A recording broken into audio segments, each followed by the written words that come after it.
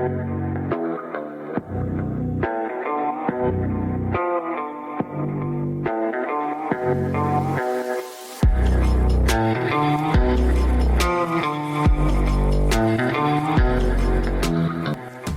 everyone, and welcome to another episode of Looking for Love in All the Wrong Dust Jackets, a show where three disgruntled harpies talk to you about everything we love in romance, whether that's books, movies, TV shows, whatever we like. My name's Liz. I'm Danny. I'm Wiggles. And welcome to the episode. Today we're doing something different. We're going to change it up, do a whole switcheroo here. And instead of talking about a specific book or a movie that we've consumed together, we are going to kind of do a wrap up of the last 4 or 5 weeks of things that we've read individually and talk about it with each other. So you're going to hear a variety of books that we've liked or didn't like or loved, and it's going to be a good time. So yeah, that's what we're doing. Yeah, this is going to be a primarily spoiler-free zone. So this is the safe one. If you're like, I'm just looking for book recs, this is the one for that. Correct. Yes.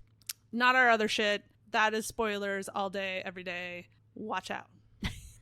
But before we get into the recs, I got to warn you. I got to let the people know that we are crass, unhinged, terribly unladylike. We like to swear and talk about all of the naughty times. So if you're not into that, you've been warned, and it is not my fault anymore. You are absolved. Amen, I say to you. Wow, Wigs. So the format, since this is the first time we're doing it, it's probably going to change many times over. But for today, we're going to start with talking about like things that we liked. We're going to morph into things that we didn't like so much. And then we're going to wrap up the episode with things that we would like to propose to each other for potential full episodes in the future. And you better stay tuned for it, because if you do, you get to vote on what's going to be our next episode. Oh, oh, oh, oh! There you go. Woo! Okay, listen, I need y'all to match energy. Okay, I'm trying. Well, I'll kick us off. How about that? I would All love right. to, I would love it. Okay. I would love to hear all you got to tell me. Okay, so I'm going to go give you 3 in 1. I'm going to talk about the Brown Sisters trilogy, which I've mentioned a few times in my like, hey, this is what I'm reading, right? Which we're not doing anymore, so whatever. Because we're doing this. Because we're doing this. And I get to talk about them more, and I get to talk about how fucking good they are. So, like, you know how sometimes when you read a series and you're like, this is just, there's highs and lows, right? It's dips and valleys, right? And this was good, all 3. And they were all good for different reasons, even though they're sisters and they obviously have, I think, maybe I should back up and tell you who the fuck wrote this. It was in my brain to be like, I hey, can Wiggles, see it on your face. who wrote this? I was going to do it for you. I appreciate that. Yeah. So, the Brown Sisters trilogy consists of Get a Life, Chloe Brown, Take a Hint, Danny Brown, Act Your Age, Eve Brown, all written by Talia Hibbert.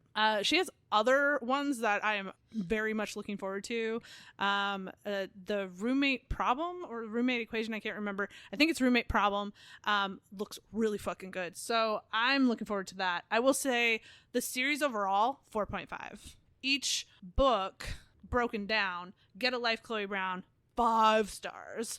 Take a Hint, Danny Brown, 4.5. Maybe, like, if we went as like specific minutia, that one might be like that weird like 4.75. It was very good. And then Act Your Age, Eve Brown, 4.5. So all really, really good. And I just because like I like the last one the least did not mean I didn't like it. It just wasn't as good in comparison to the first 2 that were just like chef's kiss. So the premise of this story is these sisters are British, Black women in various levels of career and success, and all at very different aspects of believing that love is possible. In the first one, Get a Life, Chloe Brown, she suffers from chronic pain through a variety of circumstances because it's not all like tied to one specific condition. So,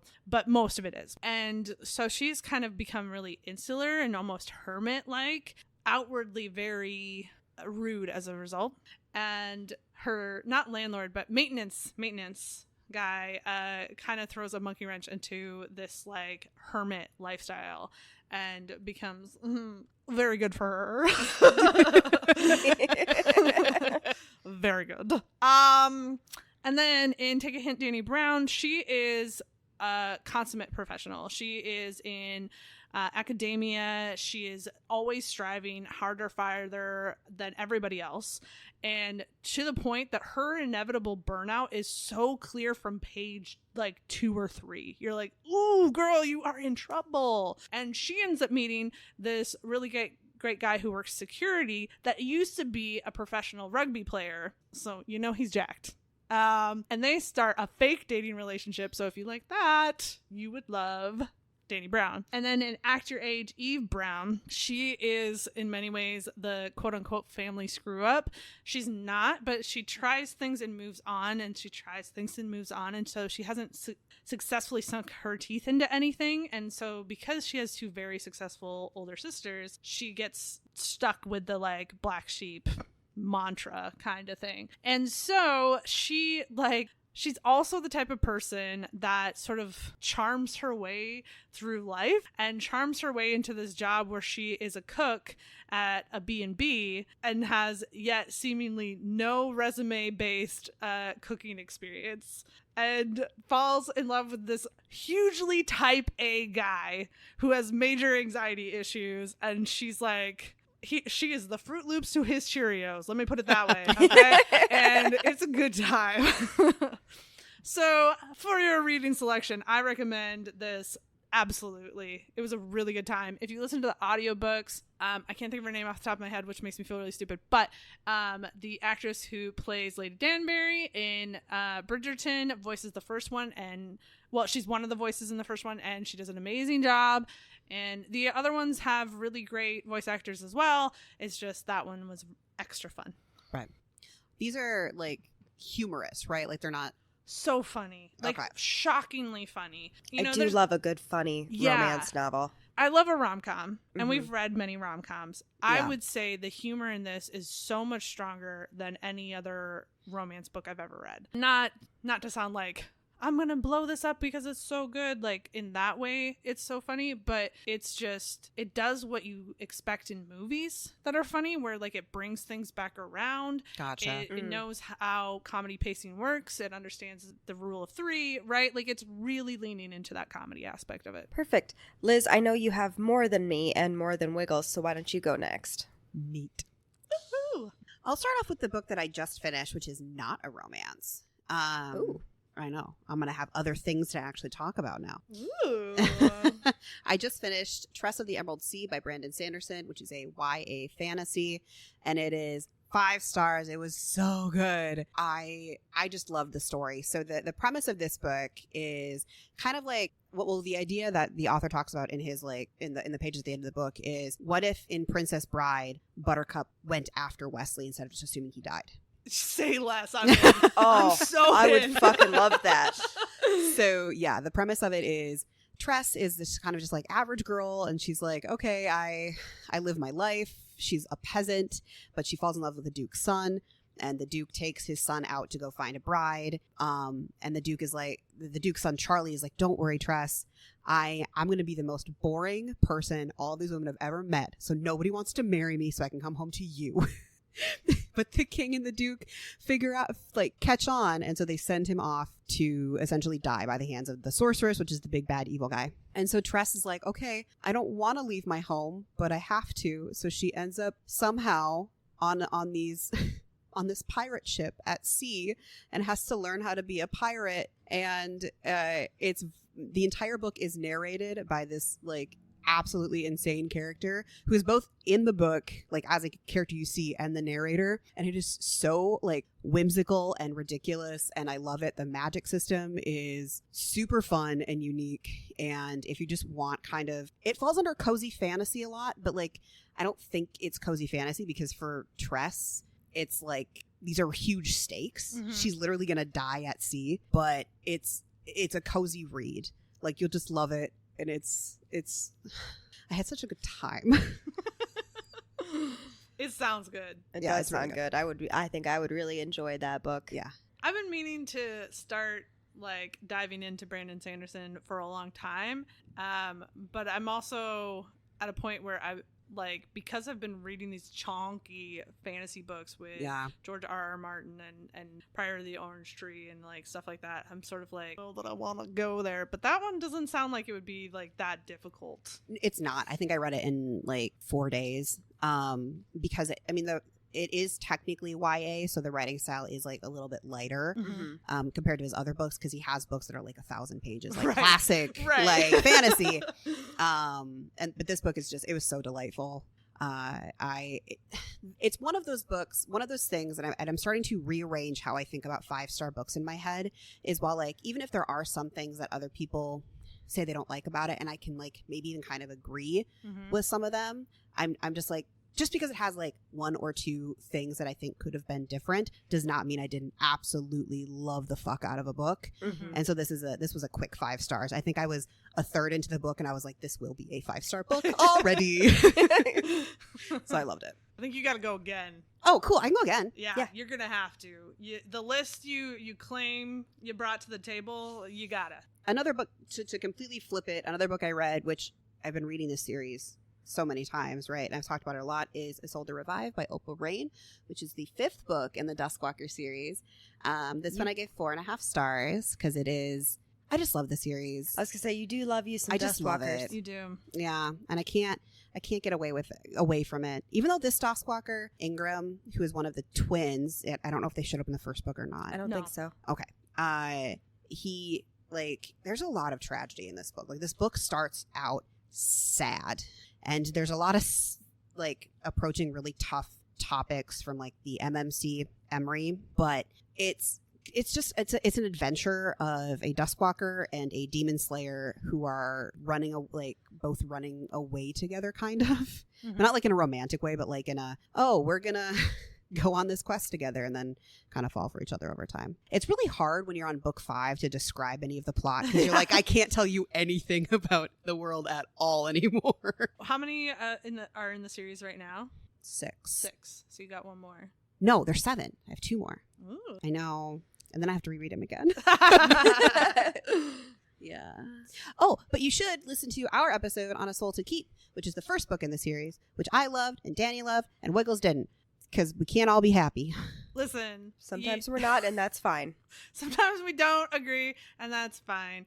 And that's honestly the best part of what we do here, because not everybody is going to be well suited to every book, and not every book is going to be well suited to every person. And I like that we don't always agree. Yeah. Although it can be a little disheartening when you liked something and nobody else did. It's true. Yeah, that one's hard. I still think about the kiss quotient sometimes. Do you? I really was so hyped for you guys to love it, and I was like, oh shit, it's just me. Yeah. So, if you think about it realistically, though, we like at least more than 70% of the books that we end up reading. like collectively? Yeah. So, And the ones that we don't like, we really don't like. Well, And then it's usually all 3 of us that are like, what was this shit? And we'll be sure to tell you what those are. Yeah. There's no mystery on how we feel here. No. Do you got 1 more in that tank? Oh, I can keep going. Yeah. So I also read, because I'm on a sequel kick. Uh-huh. I read Song of the Abyss by Emma Hamm, which is the sequel to Whispers of the Deep by Emma Hamm. Check out our episode. Yeah. Super good. Mm-hmm. I haven't read the second one yet. I know the audiobook should be, I think it's soon. pre-ordered it, so it should be soon, I think. Yeah. So this one is about Deos, our grumpy, kind of warmongering-esque people of the water, who goes through some shit. Because, like, the start of the book is him basically traumatized by watching all these people he took into battle die around him. Like, he is really mentally messed up. And he kind of almost considers this mission he's on to be a little bit of like a suicide mission, where he's going to kidnap Anya. And Anya is hard of hearing. So this book is, I think this book I'm not a part of the hearing impaired or community, or do I know anybody? But from what I read in this book, the author did an amazing job with representing that community, and also connecting Anya, who lost her hearing from an explosion, and Deos, who lost his arm in that battle, and like how they like just the way those two connect is amazing. And you think Anya is going to be like this pretty little princess. At least that's what I thought. And she's not. She's a sassy woman. She's like here to get in trouble. She's always getting in trouble. We do love a sassy woman. Yeah. It is much faster paced though than Whispers of the Deep. So if you want, yeah, Oh. yeah, because we don't have to build up the story as much. Yeah, that makes sense. Yeah. But do you get more of the lore that we were asking for? Not as much about the people of the water, but you do learn a lot more about like the cities. Oh, okay. Okay. And Alpha, which is the primary city that they're in, you learn a lot about how like they are 100% keeping everybody else down and like hoarding everything for themselves. Oh, Sounds those about fuckers. Yeah. So, but you do get to see a lot more of the people of the water, though. You get to see our main characters, as well as Mercedes, who's also starting to go through some shit towards the end of the book.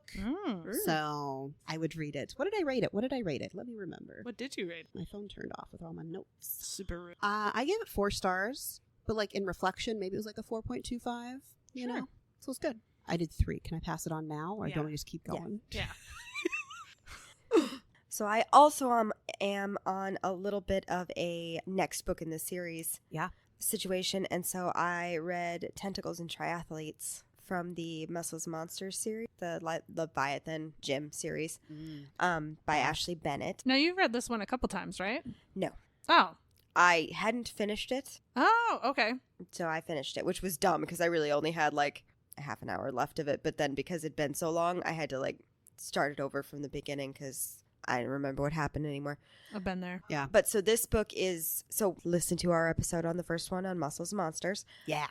So the second book is the main character in the first book, her brother, who is very anti-monster. And you kind of find out that the reason that he's anti-monster, and you find this out very in the beginning, so it's not really a thing, but when he was a kid and when monsters weren't really out the way they are now, like they knew they existed, but they really weren't like integrating into society all that much. Yeah. He ran into one in the woods in the middle of the night because his dad made him go get firewood in the middle of the night, even though he didn't want to and he was scared to. And this monster like yelled at him that he shouldn't be out in the woods at night and kind of threatened him. Wow, and scared the shit out of him. Mhm. Now, they don't ever bring this up in the book, but I believe that he actually did it because he's like, why is this fucking child in the woods in the middle of the night? Mhm. Right. I think it was more of a, what the fuck are you doing? You're going to get hurt. Mhm. Go, child, go. But he scared the shit out of him. So that's why he was pretty anti-monster. Well, that now he's kind of dealing with the fact that his sister is now getting married to a monster, and he's also in the process of training for a triathlon. He's real good at the biking. He's real good at the running. He does not have the body type for swimming. He's too bulky on top. He's not very good at the swimming situation.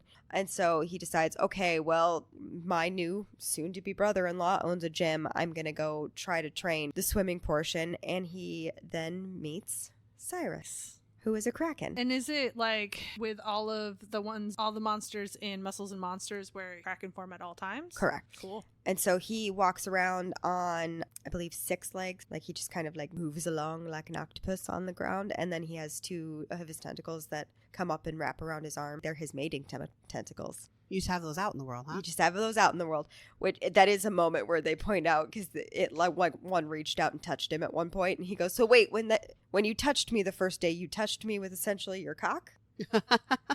That's an important That's question. aggressive. To ask. That's an aggressive tactic, but clearly it paid off. He can't control them at all times. They kind of have minds of their own. And Cyrus, when he meets him, finds out that he's his mate. Awkward sauce. Awkward sauce. It is awkward sauce, but they're really funny and they're really cute, and I really did enjoy it. I like these books so far. I'm gonna read the third one. I have gotten it on Kindle Unlimited already. I have to ask the most important question because there is a kraken. Are the tentacles used appropriately? Oh yes. Okay, good. Mhm. Yes, the tentacles are Very used critical. appropriately. I gave it 4 stars. I really like them. They're not terribly long books, Mhm. but I really like what they give us in Yeah. those. I liked Muscles and Monsters too. They are spicy. That is, if it's based on the first one, holy shit. Yeah. They jump in quick, too. Yes, I do like the equal opportunity with the first book being like a heterosexual couple, but the next book was then a Male. male couple. Yeah.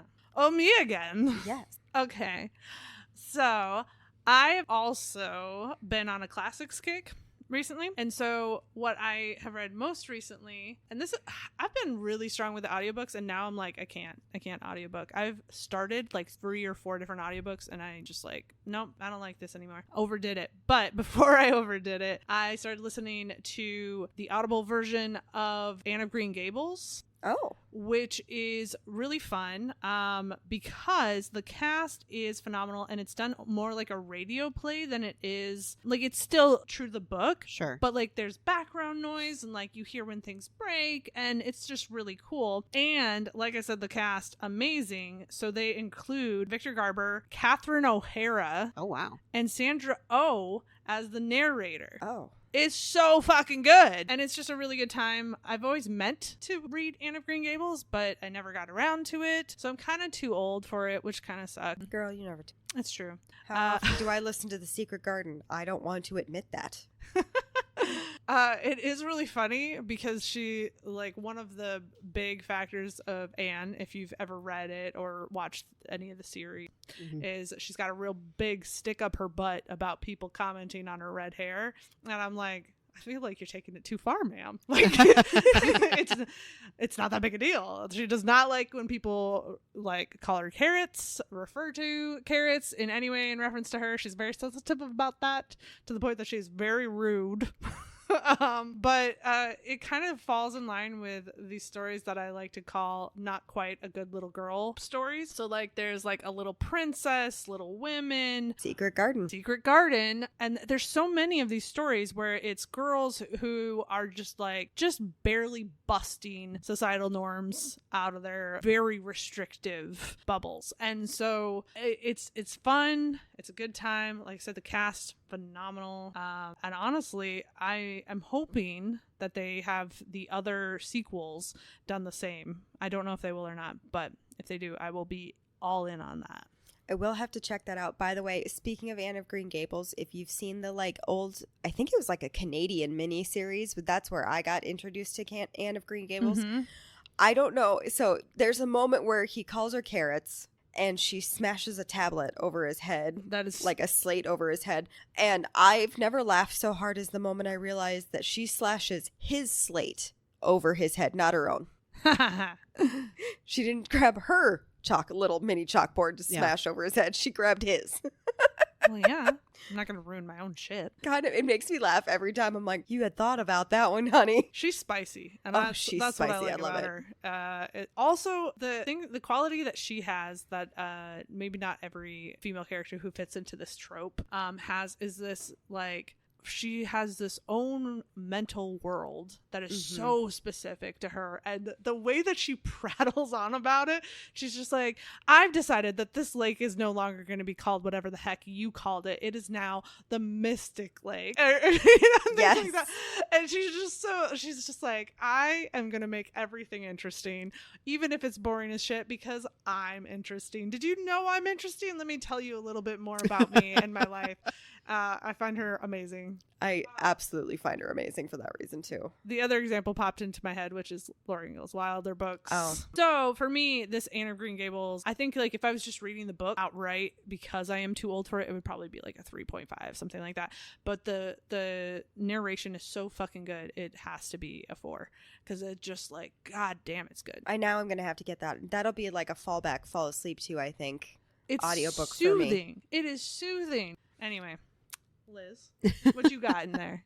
Well, I'm now to my 3.5. So I read a book called Shoulder Season by Christina Clancy, which is a literary fiction book. It is a coming of age story about a young woman who just graduated high school in the 80s. And she lives in Wisconsin, small town. Her parents have both passed. You find this out right away. She's been having to help her mother for the longest time until she passed because she was very sick. So she wants to break out of her small town. And so what she does is she gets a job at one of the Playboy resorts and becomes, a bunny. All right. So it's definitely, there's a lot of like alcohol and drugs, substance, sex, all of that. So like I said, coming of age, she learns all of the things. It's it's not like a happy read. I'm not saying that the ending isn't happy. She does kind of eventually, you go through life and she kind of learns a lot, and you learn a lot with her, but it's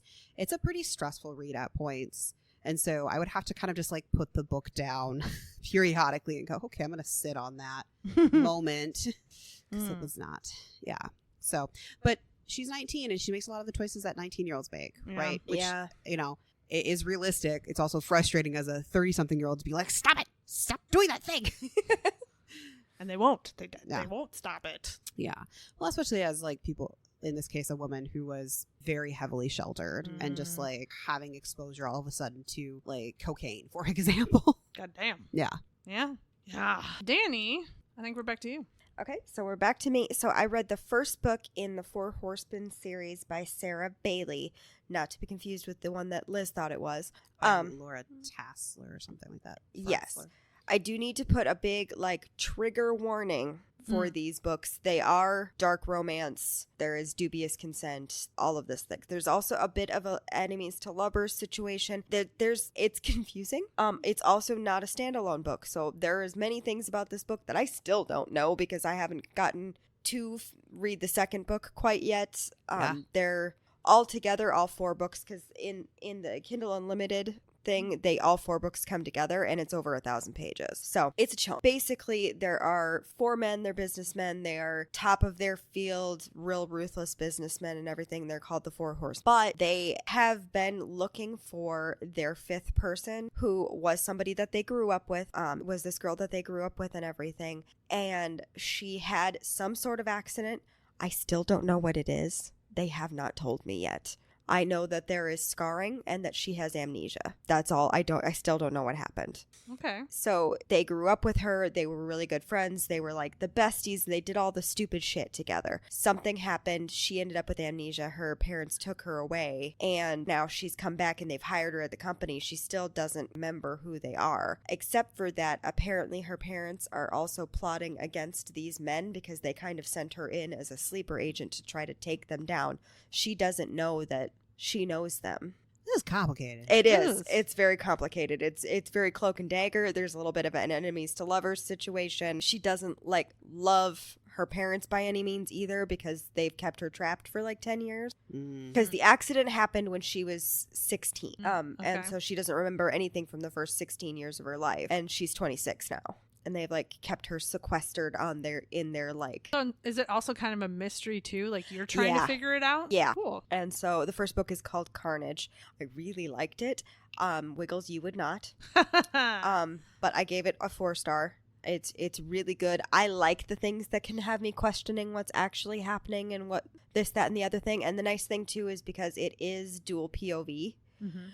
So you see all of the men's points of view. You see her point of view. That's why you're like, oh, she's trying to figure out a way in with them because she's supposed to be doing this thing to gain her freedom. And they know she's doing this and are kind of like, we're trying to get her to remember who we are. And she gets flashes of memories, but not everything. This sounds fascinating. It does sound It's real interesting. good.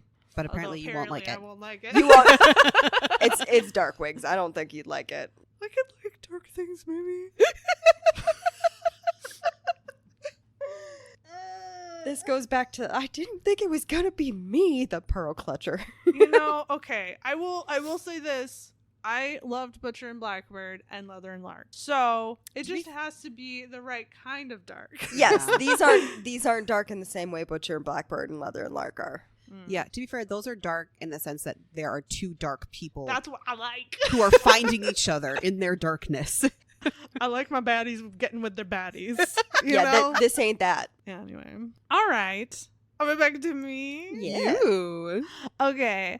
So this one I saw a long time ago as a recommendation, and it's been sitting in my Audible for like 2 years. Maybe not quite that much, but a long time. And it is called One to Watch by Kate Damon London. And the premise is this plus size woman gets like super into fashion. She becomes a fashion blogger, and she has kind of like developed her own fame because of that, because she will talk about, this brand only has sizes up to 2X. This brand has up to 5X. specs. This is what looks good on my body. This was might look good on someone else's body, that kind of thing. And so she's kind of gotten herself a pretty big following. Mm-hmm.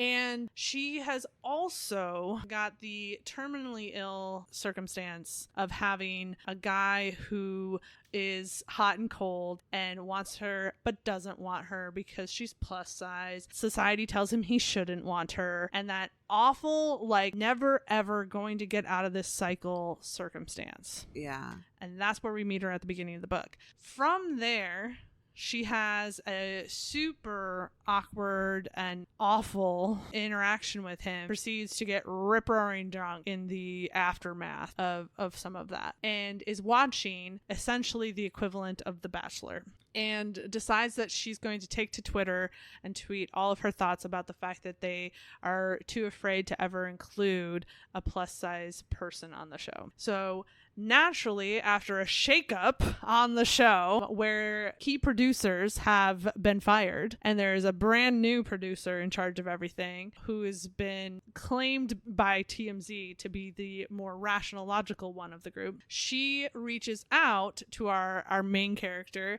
and says, hey, do you want to be the next love interest on basically The Bachelor? And she's like, are you insane?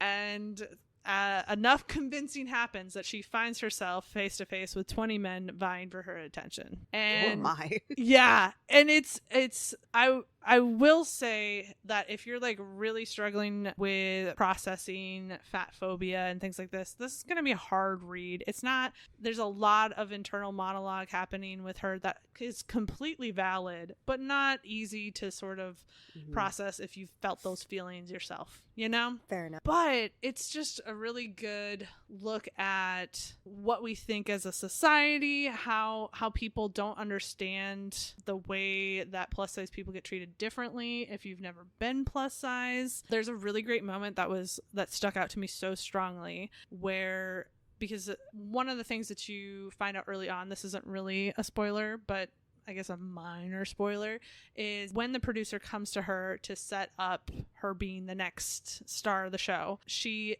offers to her, yes, you can definitely pursue romance on here, and some of our stars do, but a lot of them are here to boost their own fame. Mm-hmm. So if you don't want to fall in love on this show, I can make sure you're safe and look amazing to everybody and get an engagement ring at the end of the show, and you don't have to worry about your heart being hurt in any of this. And so there's a lot of really frank conversations between the producer and our main character about all the things that she's having her do, the clothing choices she's having her wear, things like that.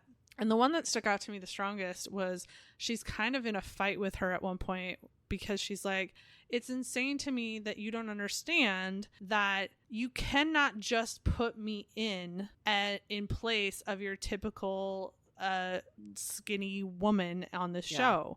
Like, these dates that you're sending me on are not going to look and work the same with me, because people don't expect to see me in that setting. And anyway, it was just really good. There were a few things about it that, like, I think could have been a little bit better. So some of the pacing was off, and like sometimes you really struggled with the fact that you're really, really, really stuck in her point of view and perspective, and so you're almost denied information because of it. But overall, really, really good. I gave it a 4-star. I think it's definitely worth checking out.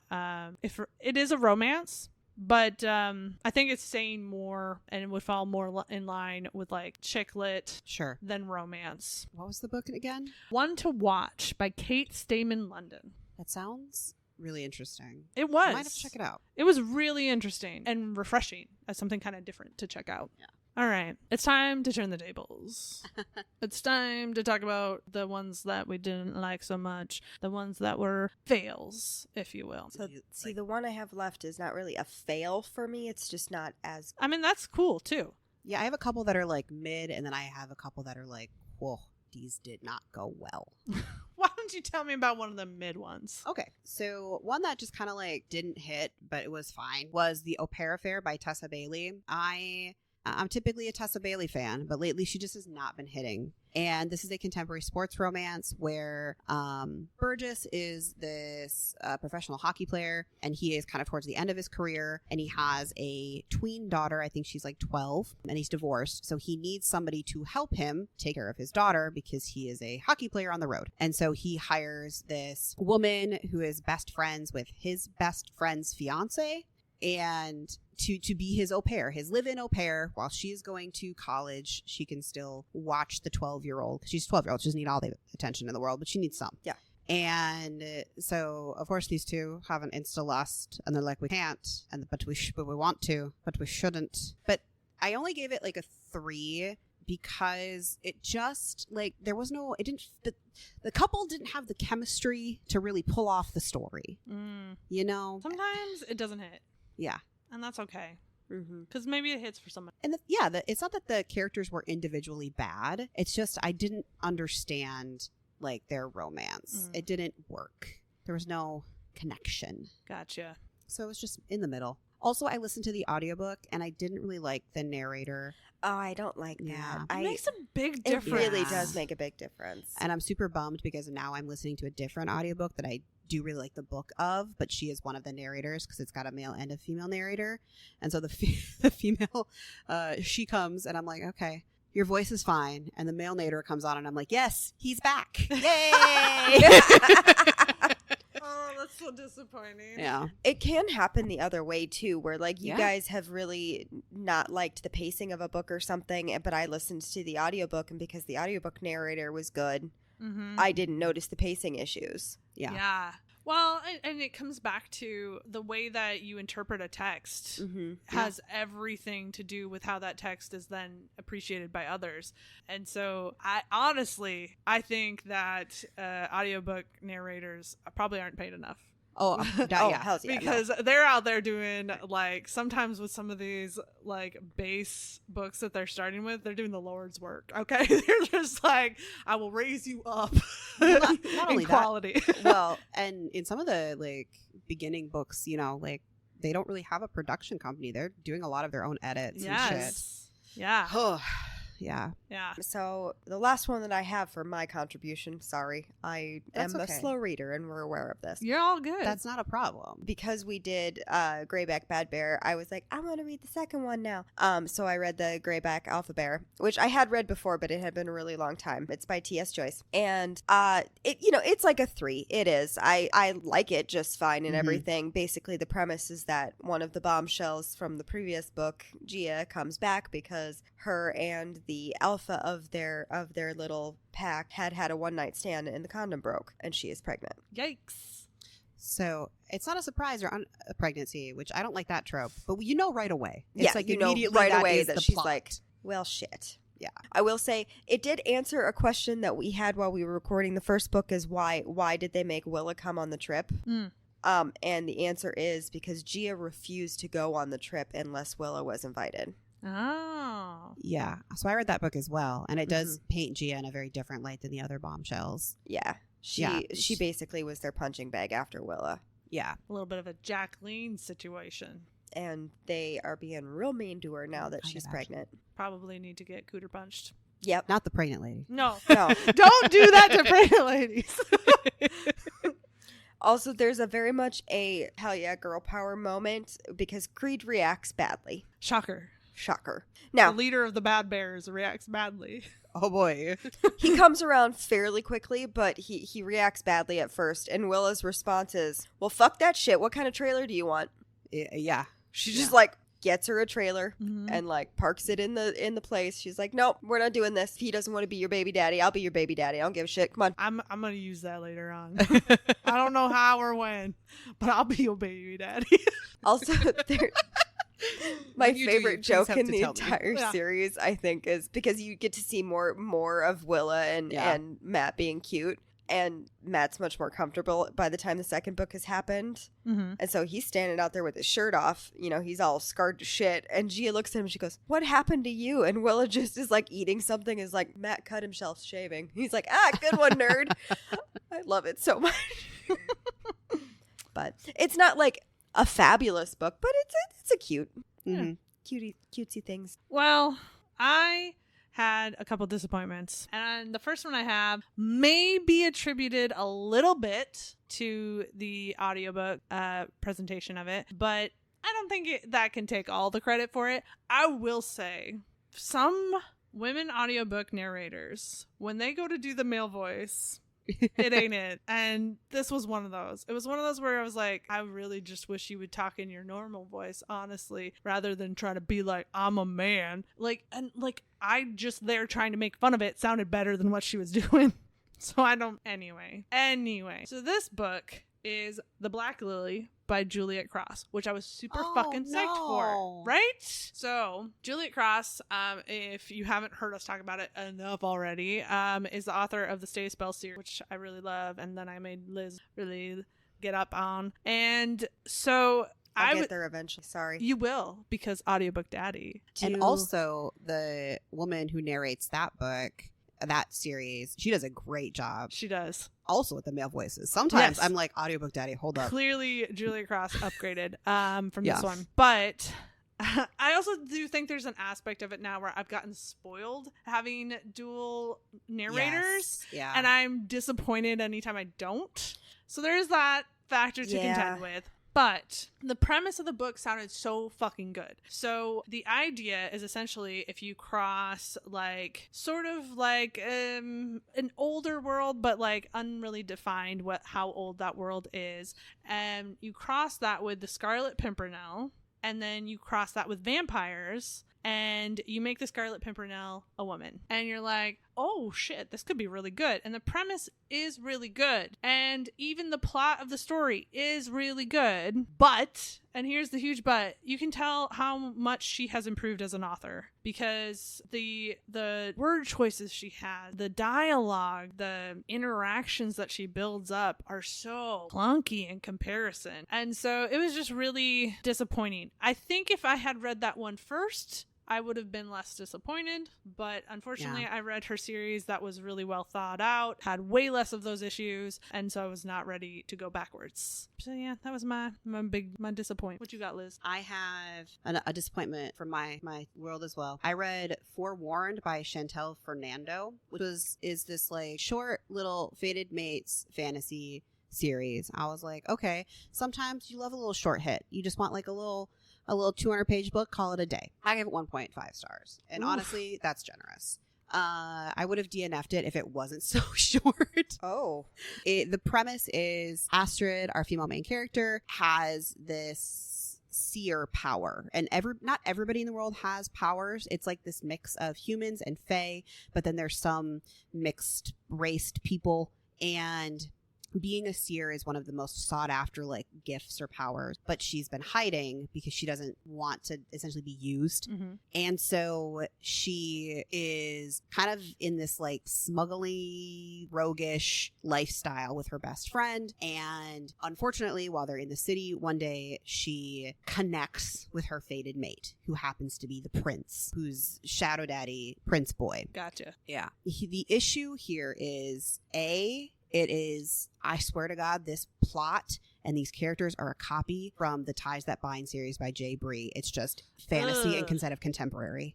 The powers or the premise is very similar, where the big Shadow Daddy has been looking for his fated mate, and she's been hiding because she's afraid that her powers will be used against her. And the characters are basically the same. Astrid is supposed to be somewhere in her 20s, but she acts like she's 16. The writing is just not good. The pacing's not good. Do have a blog post on our website about this. It was just bad. And sorry. So I got through it, but I wasn't happy. Yeah. Wow. Do you have another baddie? Yeah, I'm gonna echo that energy. Okay. Because I actually did DNF mine. Oh. So, in anticipation for our episode, which is out at the time of recording, It will be by the time this episode releases. Yes. Yeah. Everything for You by Chloe Leese. I wanted to read the first in the series only when it's us, and was actually really excited for the premise, and then was like, what the fuck am I reading? Honestly, in the opposite of what you felt about the second book in the Emma Ham Song of the Abyss. But in terms of the representation of the community and all of the ways that people can communicate and things like that, I thought this was really poorly approached. Now, admittedly, I am not a part of the deaf community, and I'm only tangentially aware of and know people who are really in it. But, you know, I had the benefit of taking ASL classes when I was in high school, and so I've kind of kept up with all of that. And part of that is teaching the reality that deaf culture is a distinct and strong culture in and of its own, and it doesn't really matter if you are born deaf or become deaf. Either way, you are a part of that community. And I don't know, it just didn't feel like it was treated as a culture that this character was a part of, which admittedly he hasn't had a ton of time to like acclimate to, and doesn't know people who are already in that community because he gets meningitis and ends up losing his hearing. But it just, something about it felt really off. It felt really hollow, like almost as if somebody researched something exclusively on Google and didn't actually talk to anybody who was a part of that community. Oh, yeah. And it really upset me. And I couldn't quite figure out exactly why, because technically I don't think she did anything wrong, but it just didn't feel right. It didn't feel genuine. No. And so the longer I kept reading it, the more it felt like a plot device, which feels wrong. And so thinking about that in contrast to the book that I mentioned earlier, which is Get a Life, Chloe Brown by Talia Hibbert, she's really conscious of and considerate of what it is to be a person living with chronic pain and how it does not affect you when it's convenient. And this character happened to meet this girl who is capable at speaking at the one of the few frequencies he can hear. Oh, I don't like that at all. Yeah, I found that really upsetting and really uncomfortable. And like, you can't turn somebody's disability into a fated relationship. That felt gross.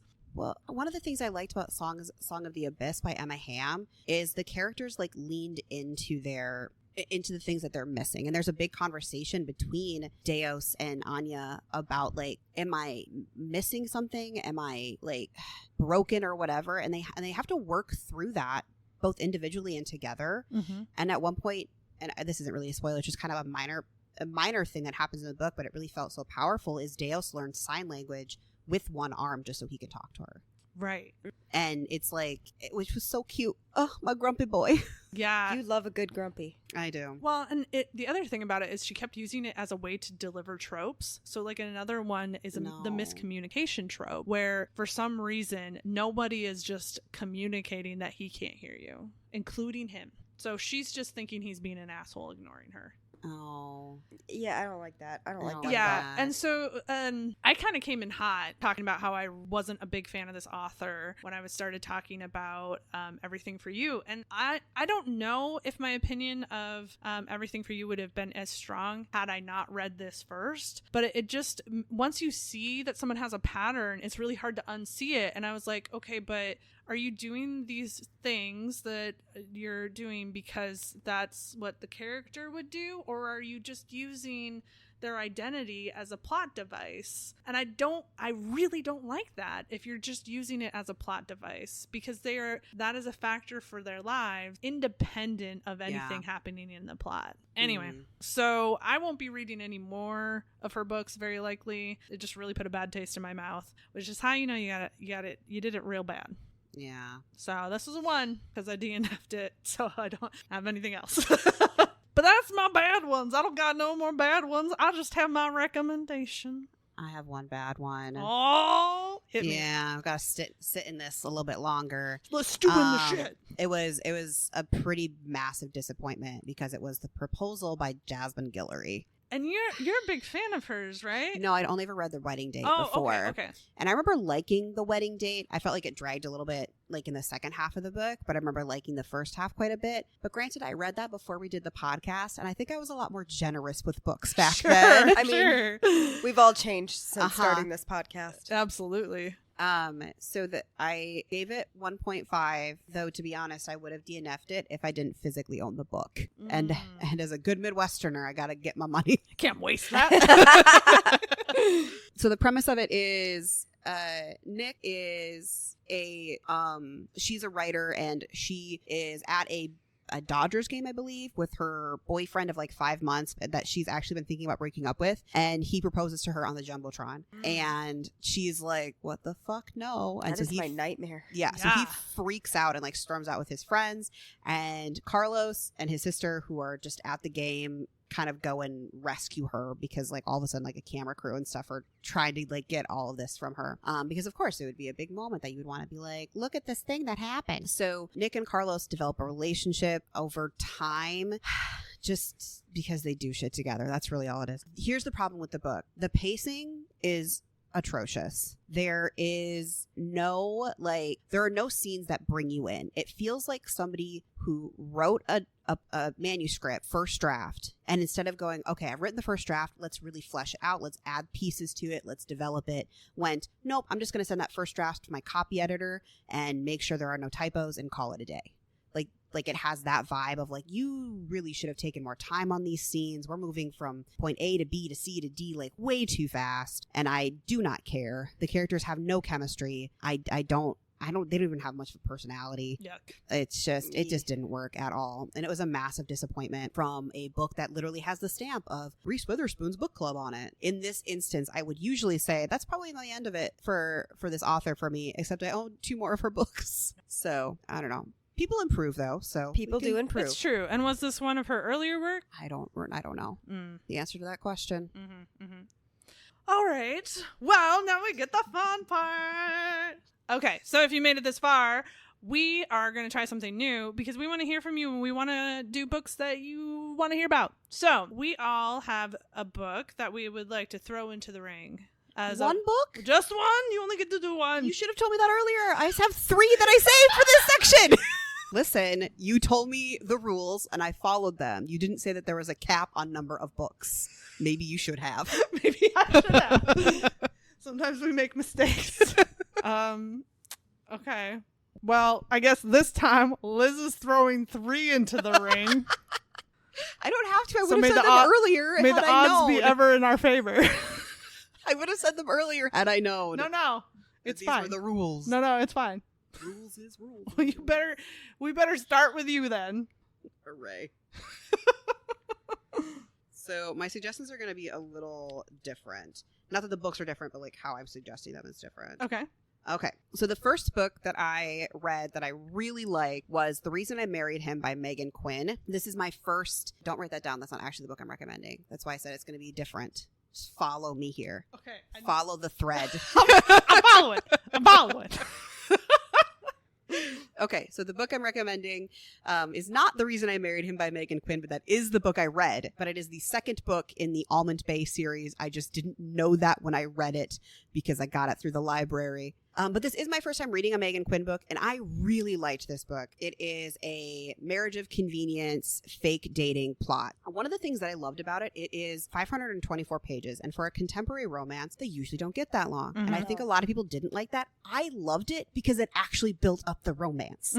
We spent a lot of time getting there, and even though that meant it was a slower burn, it didn't feel slow. Like it felt like their relationship was progressing. It's just they're starting at a place of not really liking each other, but agreeing to get married so that Wyatt can inherit this cabin from his grandpa, who just passed, and Aubrey can then inherit or have this farmland that Wyatt said he will give her when they divorce after a year. Right? So it's complicated in that aspect. But so the book I want to recommend is the first book in the series. Which is The Way I Hate Him by Meghan Quinn.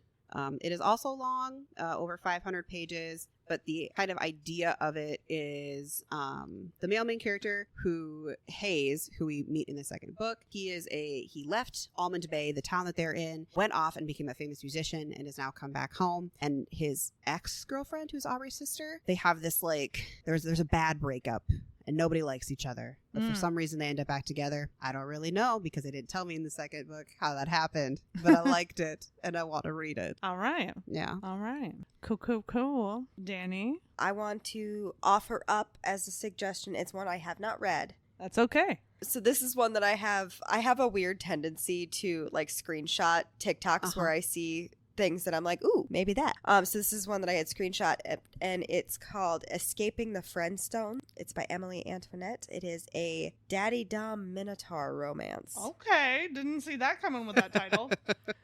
And basically it's a girl goes to an escape room with her friends, and they all ditch her, and she ends up trapped in this escape room with her brother's best friend, who's a Minotaur. Okay. Oh, so there's a real Minotaur. Yeah. There are monsters in this world. Yeah. Yeah. Well, I mean, Minotaur's gotta do the labyrinth, so it's piqued my interest. We haven't that's done a for sure. Minotaur yet. Yeah. It says that you guys haven't. Escaping the Friends. No, I have. Yes, I know you have. It says Escaping the Friend Zone is a cozy, high monster romance featuring a burned out plus size woman and a doting daddy Dom Minotaur. Okay. It's 260 pages long. Okay. Mm-hmm. Quick and dirty. Quick and dirty. The cover's real cute too. Can you remind me what that author's name is? Yes, Emily Antoinette. It's got a 4.3 on Goodreads. How many ratings? 621. All right. It's not very old either. It just came out in August. Oh, that was Mm-hmm. Okay. Well, we got to go back to you since you got 3, Liz. You didn't tell me. I couldn't. You're right. I'm gonna need to be more specific and explicit. Okay. Yes, please. Okay, so the book I read, which again is not the book I'm recommending. I'm just gonna wait. I'll just wait. The book I read is Slaying the Vampire Conqueror by Clarissa Broadbent. And this is a part of her, the series is called Crowns of Nyaxia. The book you might know, and the book I'm recommending is The Serpent and the Wings of Night. Oh, yeah, I've heard about that one. Yeah, it's pretty popular. So the book that I read, Slaying the Vampire Conqueror, is a standalone in that series. So I have not read anything else in that series. But it is essentially, Selena, our main female character, is a part of a religious cult, but it's not a cult, but it is a cult. And she has been tasked with going to kind of infiltrate the vampire army that has just landed on their lands to take over the lands, the vampire conqueror part. Like you do. Yeah. Part of the powers that they get, because this is a magical world, from their god in the cult that's not a cult, that is a cult, is these seer powers. So she's gonna go present herself to him as a seer to help him in the war. And so I bet she will. I mean, eventually, yeah. So we get kind of an enemies to lovers thing, though Atreus the vampire doesn't really hate her. She's just this person in his army, but she hates him. But she eventually learns that maybe she's hating the wrong person. There's this kind of epic fantasy quest war thing that's going on.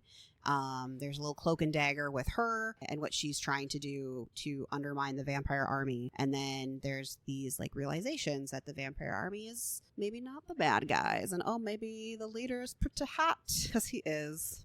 For being about vampires, there's actually not as much vampirism in it. They do still have the we can only travel at night thing and we drink blood, but it doesn't really come up as much. It's not a main feature. It's just happens to be a thing. Right. And so I gave this book, I believe, a 4. And I think I forgot to say when we were talking about the reason I married him by Meghan Quinn, but I gave that one a 4.25. I also gave this one a 4.25. Also, Selena is blind, because that's a part of joining the cult, is you have to give up your sight. That's not a cult. That is a cult. That seems very culty, to give up your sight. Yeah. But she can see through magic. Okay. Okay. But for a book that is set in a world that is pre-existing, it didn't really bother me too much, because it's written as a standalone, so it was cool. But we're not recommending that book. No. I mean, we could recommend that book, but I figured we might as actually do the popular one. which is the first book in the series. So your pitch is like to this author, like to this book. Let's read a popular one. Yeah, like this author, like this book. Let's maybe actually start at the beginning of the series. One of the series. Okay, so we don't okay, do what Danny okay. did to you multiple times. Though to be fair, I haven't, like I said, I haven't read any of the other books in the series, so you could just read this one by itself. Okay. Gotcha. Well, you could the other ones that I did too, but someone got upset. Whoa. Whoa. Hot and hot here. Beefing now. We'll be back. We have to address some technical difficulties. Okay, we're back. All right, so we're going to talk about my rec that I'm throwing into the hat ring here. Okay. First of all, an author we already know and love, Ashley Poston. We read her book Dead Romantics last year for us spooky season, and we all fucking loved it, and it was amazing. We did fucking love it. It did cause me emotional trauma, but Well, it was real good. Yeah. I mean, that's part of it, right? So she has a book that is, honestly, if we were to read it, it would be just past the perfect time zone to read it, but it is so good that it's worth it. It is the perfect end of summer book. Like, you should be reading this book right now. So it is called The 7-Year Slip, and the concept is that our main character has an aunt who's kind of giving that, like, kooky art teacher vibe, right? I do love a good kooky art teacher vibe. Yeah. And she has passed, unfortunately, and has left her niece her New York apartment. All throughout her life, she would tell her niece that there was something just a little bit magical about this apartment. And then eventually she told her exactly why it's magical. Because sometimes you can slip 7 years into the past, or someone can slip 7 years into the future in the same apartment without leaving the space. And her whole life, for a certain amount of time, our main character has sort of been like, okay, if you say so.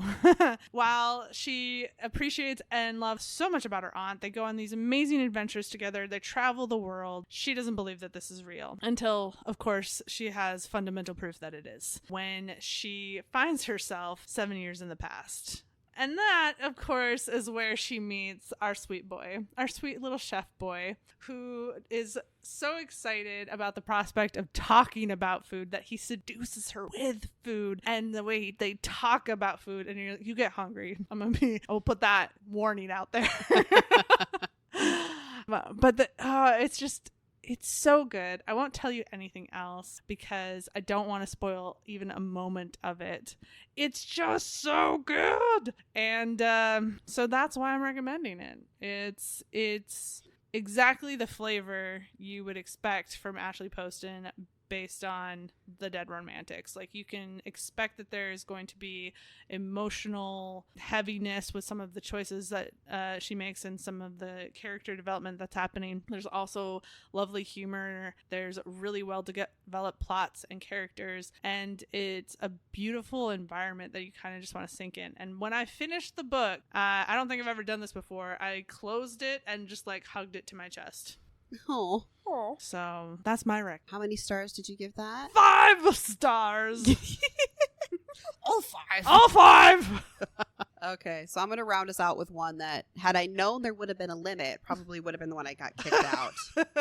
So this is my number 3, right? Lowest of my recommendation list. I do think, Danny, you should just get this audiobook for your own personal enjoyment. This is Lights Out by Navessa Allen. It's 4 stars. It is a dark romance, but it's light dark, if that makes sense. It's like a rom-com meets a dark romance. And the premise is Allie is a trauma nurse, so she doesn't really have much of a life, because when you're a trauma nurse, your life is kind of all revolved around being a trauma nurse. And the way that she kind of escapes is she has fallen down the rabbit hole of like masking TikTok. Oh.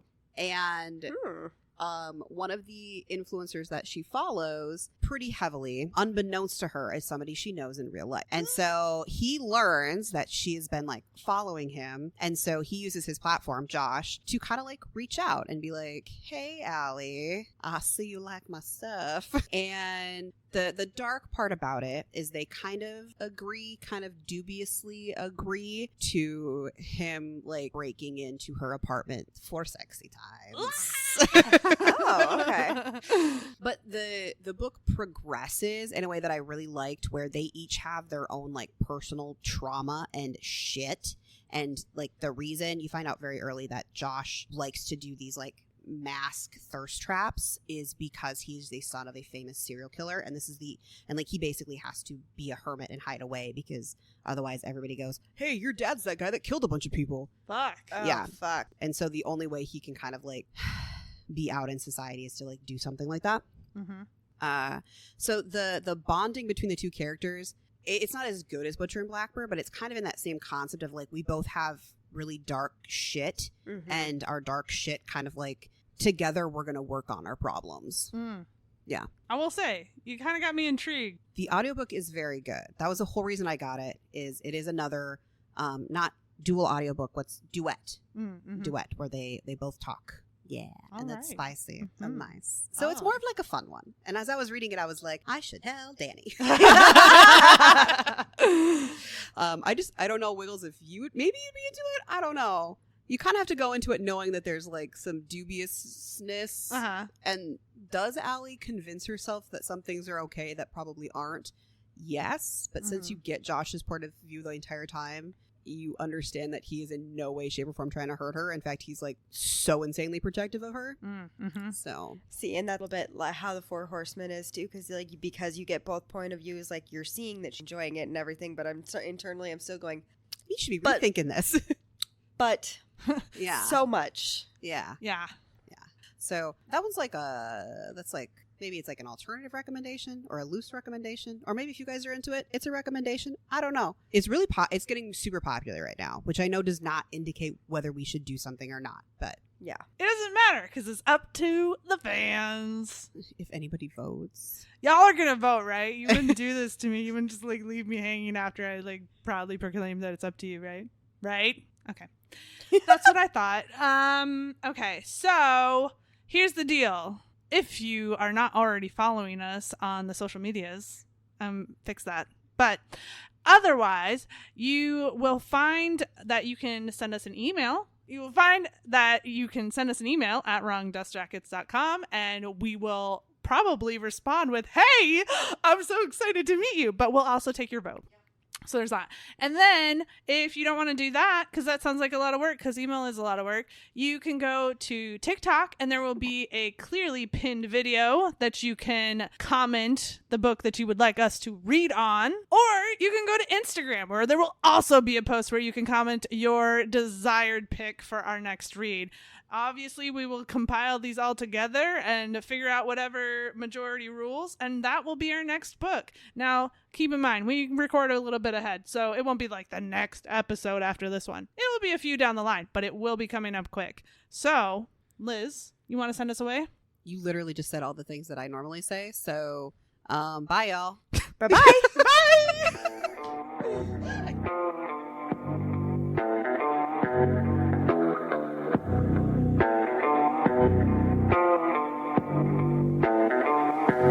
Bye.